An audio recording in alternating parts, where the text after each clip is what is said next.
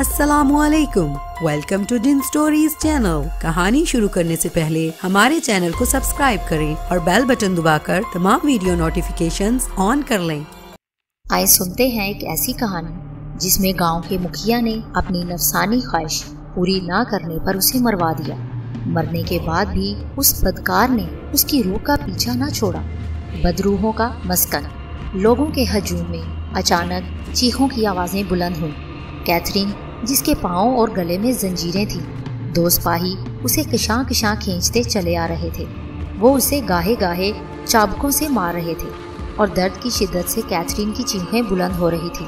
Catherine نہایت خوبصورت لڑکی تھی، اس جیسی اور کوئی بھی لڑکی نہیں تھی۔ اسے چبوترے پر لا کر کھڑا کر دیا گیا۔ بستی کے سردار گراہم نے کھڑے ہو کر اعلان کیا کہ چونکہ کیتھرین سے جنسی جرم سرزد ہوا ہے جس کی سزا موت ہے، یہی وجہ ہے کہ آج ہم یہاں موجود ہیں تاکہ کیتھرین کو اس کے کیے کی سزا دی جا سکے۔ اس پر کیتھرین نے چلا کر کہا کہ اس پر بہتان تراشی کی گئی ہے، وہ بے گناہ ہے۔ اگر اسے سزا دی گئی تو اس کا خمیازہ تمام بستی والوں کو بھگتنا پڑے گا۔ سزا اس کی بجائے سردار کو ملنی چاہیے، جس نے اپنی سرداری کی آڑ لے کر اپنی ناپاک خواہشات کی تکمیل کرنی چاہیے، اور جب اس نے انکار کیا تو یہ سزا تجویز کر دی گئی۔ جس شخص کے ساتھ اسے منسوب کیا گیا ہے وہ بھی بالکل بے گناہ ہے۔ بہتر یہی ہے کہ پنچایت اپنا فیصلہ تبدیل کر لے۔ ابھی کیتھرین نے اتنا ہی کہا تھا کہ سردار نے آگے بڑھ کر اس کے منہ پر ایک زوردار تھپڑ مارا اور جلاد سے کہا کہ سزا میں تاخیر نہ کی جائے۔ چنانچہ جلاد نے فوراً ہی کیتھرین کی گردن اپنے تیز کلہاڑے سے اڑا دی۔ لیکن یہ کیا ہوا؟ یہ تو اندھیرا چھا گیا ہے۔ فضا میں رونے کی آوازیں بلند ہوئی، شور بڑھ رہا ہے، پھر کان پڑی آواز بھی سنائی نہ دی۔ تقریباً آدھے گھنٹے بعد اندھیرا چھٹ جاتا ہے اور سورج اسی طرح چمکتا ہوا دکھائی دیتا ہے۔ البتہ چبوترے سے کیتھرین کی لاش غائب تھی، وہاں خون کا ایک قطرہ بھی نہ تھا۔ سب نے دیکھ کر یک زبان ہو کر کہا کہ کیتھرین واقعی بے گناہ تھی۔ اے مقدس مریم اور روح القدس، ہمارے اوپر رحم کرنا اور کیتھرین کی بے گناہی کی سزا بستی والوں کو نہ دینا۔ کیتھرین کے واقعے کو کافی عرصہ گزر گیا ہے۔ اب تو بستی کے لوگوں کو یاد بھی نہیں رہا کہ وہاں ایک خوبصورت لڑکی کیتھرین بھی رہا کرتی تھی، جسے قربان گاہ پر موت کے گھاٹ اتار دیا گیا تھا۔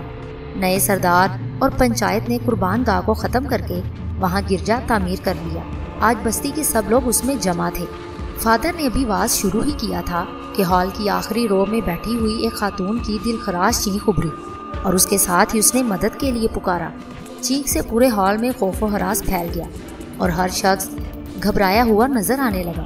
پھر ان کی آنکھوں نے جو منظر دیکھا اس نے ان کے ہوش و حواس خطا کر دیے۔ بچوں نے رو رو کر آسمان سر پر اٹھا لیا۔ اس صورتحال سے بچنے کے لیے عبادت کے لیے آئے ہوئے تمام مرد و زن ہال سے باہر نکلنے کے لیے بڑے دروازے کی طرف بھاگے۔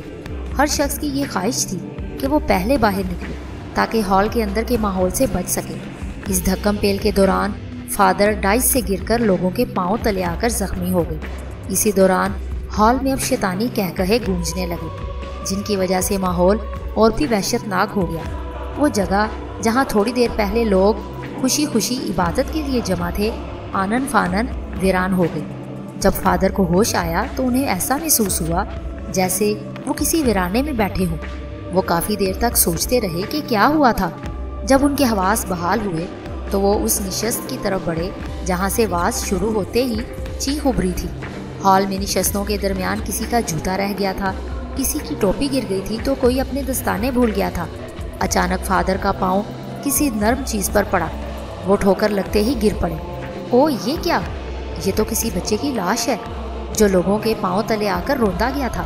بچہ بہت خوبصورت تھا، اس کی کھلی آنکھیں اس بات کی شاکی تھیں کہ اس سے کیا قصور ہوا جو اتنی بڑی سزا دی گئی تھی، لیکن فادر کے پاس اس کا کوئی جواب نہ تھا۔ آخری نشست تک پہنچتے پہنچتے انہیں 3 اور بچوں کی لاشیں ملی۔ یہ پھول بھی وقت سے پہلے ہی مرجھا گئے تھے۔ پھر جو ان کی نظریں اس خاتون کی لاش کی طرف اٹھی تو خوف کی ایک لہر ان کے جسم میں دوڑ گئی اور وہ ایک بار پھر بے ہوش ہوتے ہوتے بچے۔ یہ تو میری تھی، بہت ہی خوش مزاج لڑکی تھی، وہ بستی کی جان تھی۔ اس کی آنکھیں باہر نکلی ہوئی تھیں، شارک سے خون بہہ کر کپڑوں پر جم گیا تھا، آنکھیں باہر نکلی ہوئی تھی۔ اس کے دونوں ہاتھ گردن پر تھے جیسے وہ خود کو کسی نادیدہ ہاتھوں سے چھڑانے کی کوشش کر رہی ہو۔ فادر کے لیے یہ منظر ناقابل برداشت تھا۔ वो एक बार फिर बेहोश हो गए। उधर गिरजा के बाहर अजीब मंजर था। इबादत के लिए आने वाले लोग अब बाहर ग्राउंड में जमा थे। हर शख्स के चेहरे पर हवाइयाँ उड़ रही थी। हर शख्स एक दूसरे से पूछ रहा था कि क्या हुआ, किसकी चीख थी। एक औरत रो रही थी, मेरी बेटी को ढूंढ कर लाओ, तो दूसरी कह रही थी कि मेरा नन्हा बेटा कहाँ है। एक नौजवान लड़की पूछ रही थी कि उसके भाई को तो किसी ने नहीं देखा। अभी वो इस सूरत हाल से ही नहीं संभले थे कि उन्हें एक नई इफ्ताद से दो चार होना पड़ा। बड़े गेट से फादर नमूदार हुए। उनके कपड़े तार तार थे, बाल बिखरे हुए और एक पाँव से जूता भी गायब था। अभी वो गेट से बाहर आए ही थे कि एक बारोब आवाज़ गूंजी, ये हमारा घर है, अब इसमें किसी को दाखिल होने की इजाज़त नहीं है। अगर किसी ने खिलाफ वर्जी की तो उसका हशर भी मैरी जैसा ही होगा। उसके साथ ही फादर जोर से उछले और लोगों के सामने आ गिरे, जैसे किसी ने उन्हें उठाकर फेंका हो। इतनी देर में अचानक ही तेज़ हवा चलना शुरू हो गई और वही आवाज़ फिर उभरी कि ये हमारा घर है, इसमें अब हम ही रहेंगे। आवाज़ ख़त्म होते ही शैतानी कहकहे उभरने लगे जो हवा के साथ तेज़ होते गए। हर तरफ गर्द ही गर्द उड़ने लगी। सब लोग उसमें छुप गए। बस्ती के लोग जब गर्द में अटे हुए घरों में पहुंचे तो वहां उससे भी ज़्यादा तबाही मची हुई थी। वो लोग जितना भी सूरत हाल को संभालने की कोशिश करते वो बिगड़ती ही चली गई। फिर उसके बाद बस्ती के लोगों को वहाँ चैन से रहना नसीब ना हुआ। वो एक एक करके वहाँ से रुखसत हो गए। अलबत्ता फादर और उनकी हमशीरा और एक मुलाजम जैकब ने वहाँ से जाना गवारा न किया। उनका ख्याल था कि अगर वो भी वहाँ से चले गए तो इस गिरजा को शैतानी कुव्वतों से कौन निजात दिलाएगा। फादर गिरजा से मुल्हिका एक खुले बंगले में रहते थे। उनका ख्याल था कि वो करीब रहकर अपने मकसद में ज़रूर कामयाब होंगे। एक दिन जोसेफ को ख़त मिला जिस पर ग्रीन व्हील की मोहर थी। ग्रीन व्हील वही बस्ती थी जिसका जिक्र आते ही घर के हर फर्द के चेहरे का रंग जर्द हो जाता था। उस इलाके का जिसको उसके दादा ने उस वक्त छोड़ दिया था जब उसका बाप पीटर छोटा सा था। आइजिक तो ग्रीन व्हील का नाम नहीं लेता था। जोसेफ को वो दिन अच्छी तरह याद था जिस दिन उसके दादा का इंतकाल हुआ था। लिंकन की चीखों से पूरा मोहल्ला दहल रहा था। ऐसा लगता था कि कोई नादीदा ताकत उसके गले को दबा रही हो और वो खुद को उससे छुड़वाने की जद्दोजहद में मसरूफ हो। उसकी आंखें बाहर निकल आईं। मरने के बाद उसका चेहरा किसी अफलियत की मानिंद हो गया। उसके गले और चेहरे पर नुकीले नाखूनों से खराशियां लगाई गई जिससे खून रिस रहा था। उसकी लाश बड़ी शाहराह पर पड़ी हुई मिली। किसी ने उसका सर तन से जुदा कर दिया। बाजू टुड़े मुड़े थे, टांगे भी तोड़ दी गई थी। बज़ाहिर ये कत्ल का वाकया था, लेकिन खून का एक कतरा भी दिखाई ना देता। मारने वाले ने आइजिक की आंखें भी निकाल ली थी। खत देखकर जोसेफ को सब कुछ याद आ गया। मुहिम जोसेफ ने ग्रीनव्हील जाने का फैसला कर लिया। वो देखना चाहता था कि वो कौन है जिसने उसे वहां आने की दावत दी थी। Mister lab, mister Mary, डोरथी, mister Charles, mister डोली कैथरीन और मिस्टर बिगल को भी इसी किस्म के खतूत मिले। हर खत में किसी न किसी का हवाला दिया गया था। वो भी आ रहे थे, इसलिए वो ज़रूर आए। हालांकि सब अफराद एक दूसरे से बहुत दूर अलग अलग शहरों में मुकीम थे और कोई किसी को नहीं जानता था। अलबत्ता उनके बाप, दादा, दादी, नानी वगैरह एक ही जैसी अजियतनाक मौत से दो चार हुए थे और उसी के हवाले से उनको ये मालूम था कि ये लोग अपने आबाई गांव ग्रीनव्हील को छोड़कर यहाँ आ बसे थे। लेकिन सब हैरान थे कि इनको बुलाने वाला कौन है और इसका मकसद क्या है। ग्रीनव्हील पहाड़ियों में घिरी हुई एक खूबसूरत वादी थी। हर तरफ सरसब्ज और फलदार दरख्त, रंग बिरंगे फूल अजीब बहार दे रहे थे। अगरचे ये बस्ती उजड़ चुकी थी, मगर वीरान होने के बावजूद उसका हुस्न बरकरार था। ग्रीनवेल का गिरजाघर अपनी पूरी शान से मौजूद था, मगर उसमें जाकर इबादत करने की किसी को इजाज़त न थी। जोसेफ, लैम, डोरथी, चार्ल्स, डोली और मिस्टर ईगल जब ग्रीनवेल गए तो उनका इस्तकबाल एक हमीदा कमर बूढ़े ने किया। इस बूढ़े ने अपना तारुफ जैकब कहकर करवाया और इन सबको बताया कि उसने इनको यहाँ आने की दावत दी है। जैकब ने बताया कि सबके लिए एक एक घर मौजूद है, अगर वो चारों चाहे तो इकट्ठे भी रह सकते हैं। इस पर जोसेफ ने इकट्ठे रहने की तजवीज़ पेश कर दी। दरअसल उसे मिस डोली अच्छी लगी थी और वो उसके करीब रहना चाहता था। ख्याल था कि अगर वो अलग अलग रहे तो ना जाने क्या हालात पेश आए और ऐसा ना हो कि वो एक दूसरे को देख भी ना सके। चुनाचा सब गिरजाघर के करीब उस घर में जमा हो गए जो फादर की सरकारी रहाइशगाह हुआ करता था। चारों थके हुए थे, इसलिए अपने अपने कमरे में जाकर सो गए। शाम की चाय पर जब वो इकट्ठे हुए तो अचानक जोसेफ ने जैकब से कहा कि हमें यहाँ बुलाने का मकसद क्या है। اور آپ کو ہمارے موجودہ ٹھکانوں کے بارے میں کیسے علم ہوا؟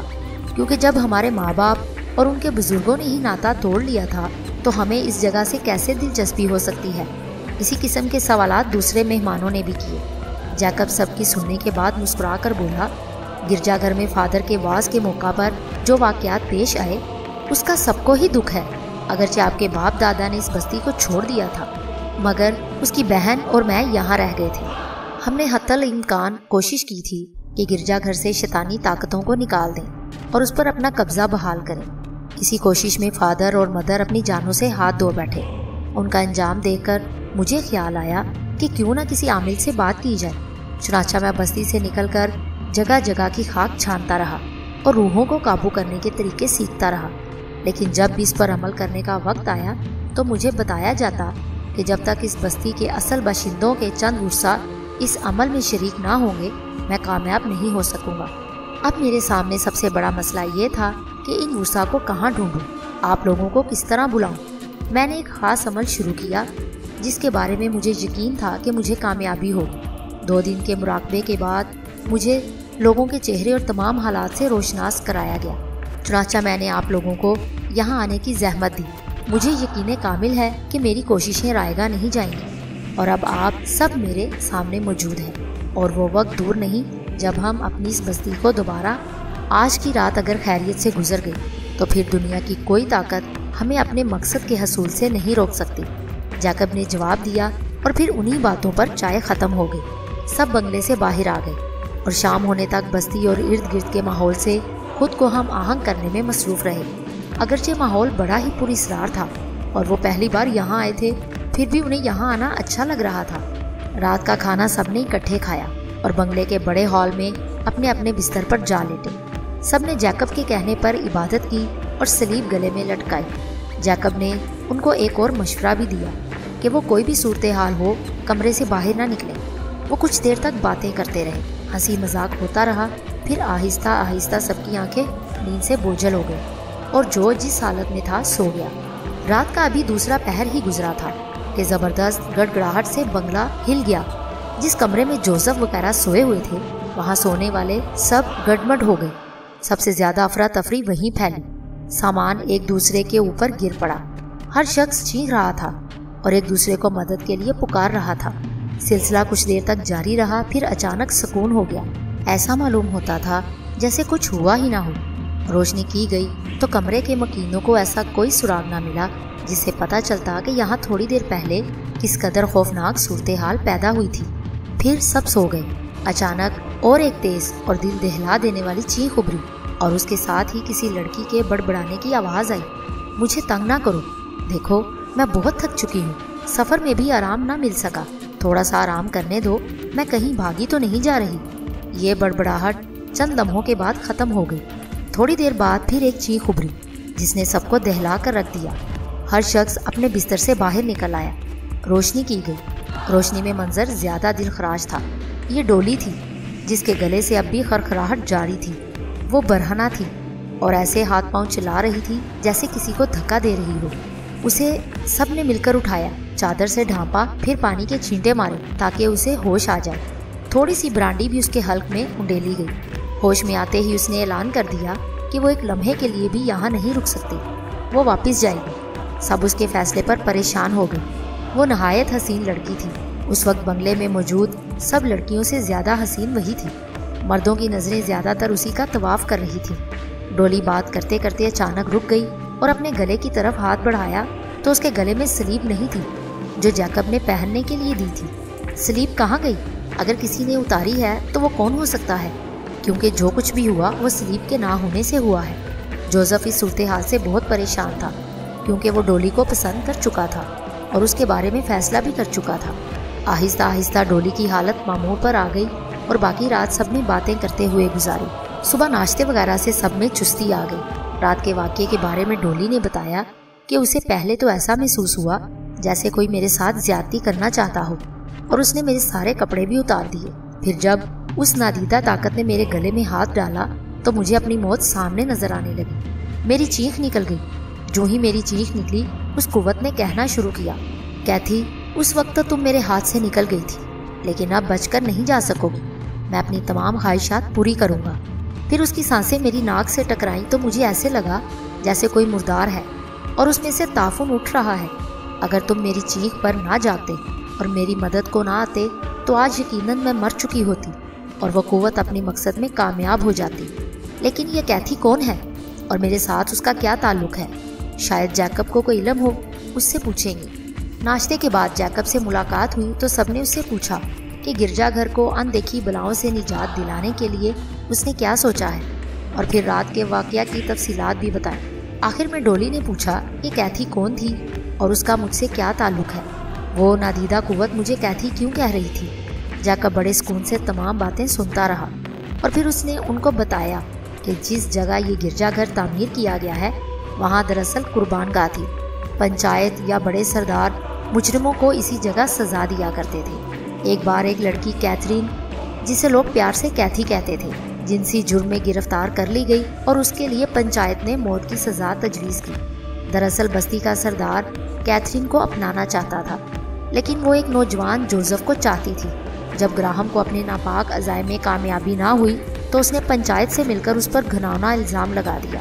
اس وقت اس جرم کی سزا موت ہوتی تھی، چنانچہ کیتھی کو موت کی سزا دے دی گئی، اگرچہ اس نے اس جرم سے انکار کر دیا تھا، اور جس شخص یعنی جوزف کے ساتھ وابستگی کا الزام لگایا تھا اس نے بھی بائبل پر ہاتھ رکھ کر قسم کھائی، لیکن پنچایت فیصلہ دے چکی تھی۔ اس موقع پر آپ ساتوں افراد کے بزرگوں نے اس فیصلے کی مخالفت بھی کی، لیکن ان کی کوئی پرواہ نہ کی گئی اور مقررہ دن کیتھی کی گردن مار دی گئی۔ اس وقت عجیب واقعہ پیش آیا، جو ہی اس کی گردن کٹی وہ زمین پر گرنے کی بجائے فضا میں بلند ہو گئی اور دیکھتے ہی دیکھتے سب کی نظروں سے اوجھل ہو گئی۔ پھر جب لوگوں نے قربان گاہ کی طرف دیکھا تو اس کا جسم بھی غائب ہو چکا تھا۔ اس صورتحال نے سب کو خوفزدہ کر دیا۔ اس موقع پر اس شخص یعنی جوزف نے، جس پر اس خاتون سے وابستگی کا الزام لگایا تھا، کہا کہ نہ صرف اس خاتون کی روح بلکہ وہ خود بھی بستی والوں کو چین نہیں لینے دے گا۔ اسی رات کے بعد جوزف بھی غائب ہو گیا۔ اس دن کے بعد ساری بستی شام ہوتے ہی سنسان ہو جاتی، ہر شخص اپنے گھر میں دپک جاتا۔ یہ کیفیت 1 سال تک رہی۔ اس دوران کوئی قربانی نہ دی گئی اور نہ ہی کسی کو سزا مل سکی۔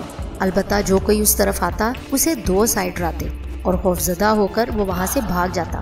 جیکب کہہ رہا تھا اور سب لوگ ہمدن گوش تھے۔ پھر کیا ہوا؟ ڈورتھی بول اٹھی۔ پنچایت نے فیصلہ کیا کہ اس جگہ گرجا بنایا جائے تاکہ مقدس مریم اور روح القدس کے صدقے ان کی بلائیں ٹل سکیں، لیکن قسمت ان پر ہنس رہی تھی۔ بنیادیں کھودی گئیں۔ جو ہی دیواریں کھڑی کرنے کا مرحلہ آیا بنیادیں اکھڑنا شروع ہو گئیں۔ پھر ہر کونے میں سلیب ڈال کر بنیادیں دوبارہ بھری گئیں، دیواریں بن گئیں۔ چھت ڈالنے کا مرحلہ آیا تو وہی سلسلہ شروع ہو گیا۔ کبھی ایک کونے سے اینٹ اڑتی ہوئی آتی اور کسی کو گھائل کر جاتی، کبھی کسی دیوار پر کھڑا ممار نیچے گر جاتا۔ یہ سلسلہ بھی کافی دن تک جاری رہا۔ ایک دن سب نے مشورہ کر کے مقدس مریم کا مجسمہ سبزہ کے قریب کھڑا کر دیا اور اس طرح چھت مکمل ہو سکی اور گرجا کی تعمیر اختتام کو پہنچی۔ ادھر گراہم مر گیا۔ اس کی موت کا منظر بھی نہایت ہولناک تھا۔ مرنے کے بعد اس کی شکل بالکل ویمپائر جیسی ہو گئی۔ جب تمام لوگ اس کی آخری رسوم کرنے کے لیے اس کی لاش اٹھانے گئے تو اس کی لاش غائب ہو چکی تھی۔ گرجا کے اندر تو ہمیشہ سکون رہتا، بستی میں بھی کوئی پریشان کن صورتحال نہ تھی، لیکن گرجا کی اس دیوار کی طرف جہاں قربان گاہ ہوا کرتی تھی جانے والے واپس نہ آتے تھے۔ پھر آج سے 50 سال پہلے بستی میں زلزلہ آیا اور قربان گاہ والی دیوار میں شگاف پڑ گیا، جسے پر تو کر دیا گیا، لیکن یہ معلوم نہ ہو سکا کہ بدروحیں شگاف کے اندر داخل ہونے میں کامیاب ہو گئی ہیں۔ پھر اس دن جب فادر واز کرنے کے لیے کھڑے ہوئے تو عقبی نشست پر بیٹھی ہوئی میری کو گلا گھونٹ کر ہلاک کر دیا گیا۔ میری اس جگہ بیٹھی تھی جہاں دیوار میں شگاف پڑا تھا۔ اس کے بعد جو کچھ ہوا اس کے بیان کرنے سے دکھوں میں اضافہ ہوتا ہے۔ وہ دن اور آج کا دن گرجا پر بدروحوں کا قبضہ ہے، اور جو بھی اس کے اندر داخل ہونے کی جرت کرتا واپسی اس کے مقدر میں نہیں ہوتی۔ بستی اجڑ گئی، سب لوگ وہاں سے چلے گئے، لیکن فادر، ان کی ہمشیرہ اور میں نے یہاں سے جانا گوارا نہ کیا۔ فادر اور مدر دونوں ایک دن گرجا میں داخل ہوئے اور پھر واپس نہ آ سکے۔ 2 روز بعد ان کی مسخ شدہ لاشیں پہاڑی کے دامن میں پڑی مل گئی۔ یہ کہہ کر جیکب پھر چپ ہو گیا۔ لیکن ہمیں کیوں بلایا گیا ہے؟ جوزف بولا۔ کیا ہماری قربانی دے کر تو گرجا واپس لینا چاہتے ہو؟ چارلس نے کہا۔ نہیں ایسا نہیں ہے، جیکب بولا۔ البتہ اس سے ملتا جلتا ایک نسخہ ہے جسے آزمایا جائے گا۔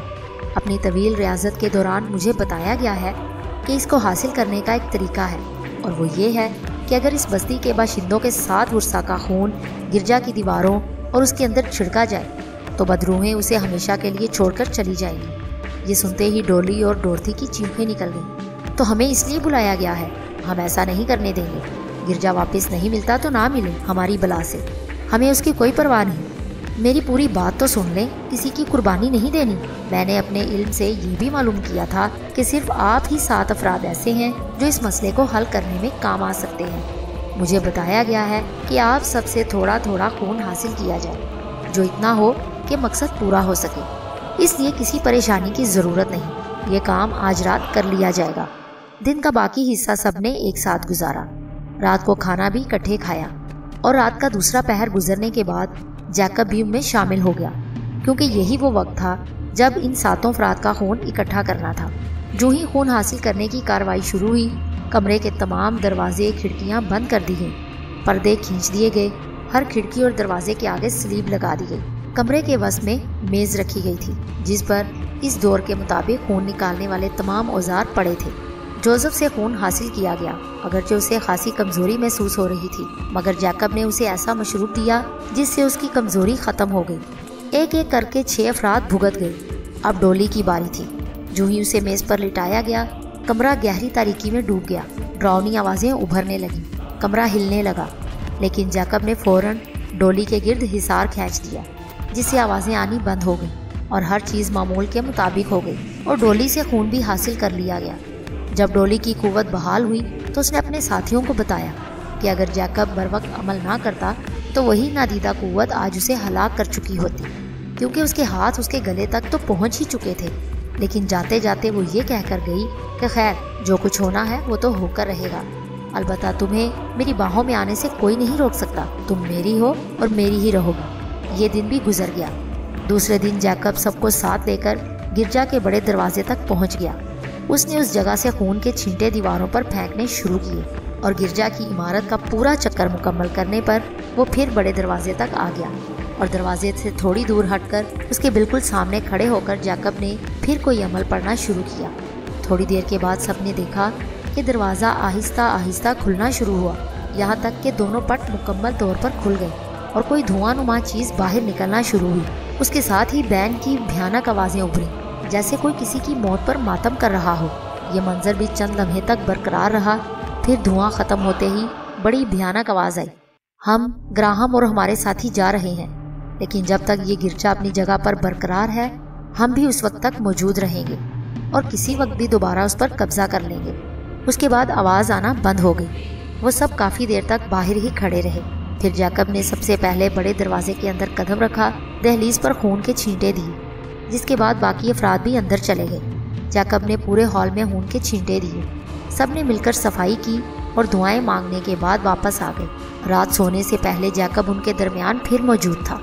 اس نے ان کو بتایا کہ جب تک گرجا گھر اپنی موجودہ صورت میں موجود ہے خطرات باقی رہیں گے، اس لیے ضروری ہے کہ اسے گرا دیا جائے اور عبادت کے لیے نئی جگہ تلاش کی جائے۔ سب نے اس سے اتفاق کیا اور دوسرے دن پوری عمارت کو جلا دیا گیا۔ اس کی بنیادیں کھود کر بہت بڑا گڑھا تیار کیا گیا اور ایک بار پھر بہت بڑا الاؤ جلایا گیا تاکہ شیطانی قوتوں کے رہے سہے اثرات بھی ختم ہو جائیں۔ جب آگ بھڑکی تو سب نے بھیانک آوازیں سنی اور گراہم کا وہ اقرار بھی کہ کیتھی نے چونکہ اس کی شیطانی خواہشات کے سامنے جھکنے سے انکار کر دیا تھا، اس لیے اس نے اس سے موت کے گھاٹ اتارنے کی سزا تجویز کی۔ اس کا خیال تھا کہ شاید اس طرح کیتھی آمادہ ہو جائے، مگر وہ نیک اور پاک باز لڑکی بالکل نہ گھبرائی اور اس نے موت قبول کر لی۔ ڈولی کیتھی کا دوسرا وجود ہے۔ اس رات اگر جوزف نہ آ جاتا تو ہماری تشنگی دور ہو جاتی، مگر تم بھی اس دنیا میں نہ رہتے۔ اتنا کہہ کر بدرو کے کراہنے کی آوازیں آئیں جو آہستہ آہستہ معدوم ہو گئی۔ جیکب جوزف اور اس کے ساتھیوں کی مدد اور تعاون سے ملک کے کونے کونے سے نئے گرجا گھر کی تعمیر کے لیے عطیات موصول ہوئے۔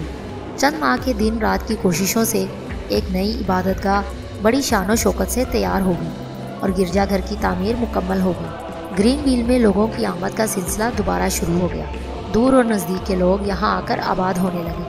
پہلے مارکیٹیں بنی، پھر کوٹھیاں، بنگلے، بینک، اسکول وغیرہ سب مکمل ہو گئے۔